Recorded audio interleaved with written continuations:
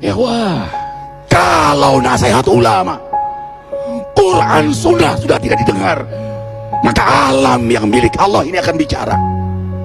Wahai penduduk Indonesia yang diberi iman oleh Allah, sekarang alam sudah menasihati kita 7 sebab mengapa musibah datang bertubi-tubi.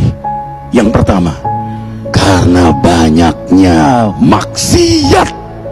Surah Yasin ayat 19 yang kita baca setiap hari. Kemalangan terjadi, musibah terjadi, malapetaka terjadi karena dosa keterlaluan kalian kepada Allah. Yang kedua, karena banyaknya orang berbuat zalim. Dengarkan surah Qasas ayat 59. Kami tidak akan menghancurkan satu daerah kecuali para penduduknya banyak berbuat zalim. Anak durhaka pada orang tua, istri yang berani kepada suaminya, perampok, pembunuhan di mana-mana. Ini mengundang bala bencana. Yang ketiga, mengundang bala bencana karena kelakuan tangan-tangan manusia. Rum 41. Telah tampak kerusakan di daratan dan lautan karena tangan-tangan jahil manusia, agar mereka merasakan akibat perbuatan mereka. Sebagian mereka merasakan akibat perbuatan mereka, agar mereka kembali kepada Allah. Yang keempat, bencana terjadi karena para tokoh melakukan kemaksiatan dan kezaliman. Dengarkan dengan iman, wahai penduduk Indonesia yang mulia, bila kami ingin menghancurkan suatu negeri, kami perintahkan para tokohnya untuk taat kepada Allah, tapi mereka maksiat, tapi mereka berbuat zalim, tapi mereka khianat kepadaku dan kepada makhlukku. Fahaqa alaihil qaul, maka haklah untuk mereka datang bala bencana seperti kaum Ad, kaum Samud, kaum Lut, kaum Nuh. Kami hancurkan sehancur-hancurnya. Siapa tokoh itu? Para pemimpin kita yang sumpah Al-Quran di kepalanya, demi Allah tidak korupsi. Lalu korupsi. Siapa lagi?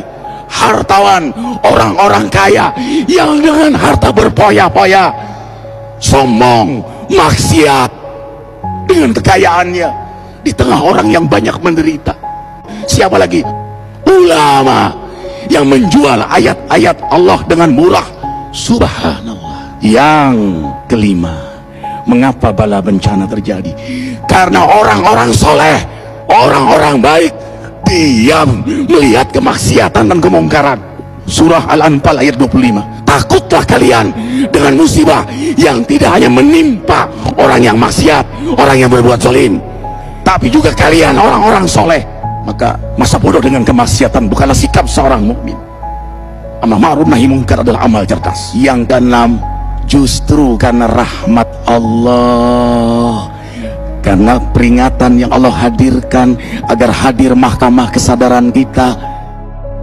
Ikhwah, dengarkan dengan iman surah Al-Baqarah ayat 155, 156, 157. Kami pasti uji kalian dengan sesuatu yang buat kalian takut lapar, takut miskin, takut kematian.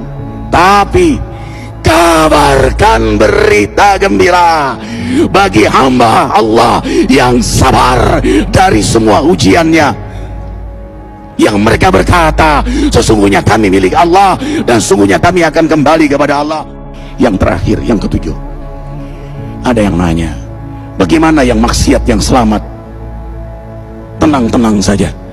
Yang berbuat zalim malah sukses. Di mana keadilannya?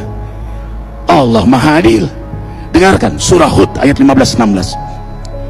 Barang siapa mencari kesenangan dunia, lalu dia menghalalkan semua cara, apa kata Allah? Kami beri, tapi di akhirat tidak mendapatkan secuil pun kenikmatan, malah nikmat di dunianya menjadi bahan bakar azab untuk dirinya. Itulah istidrat. Lalu apa sikap kita sekarang?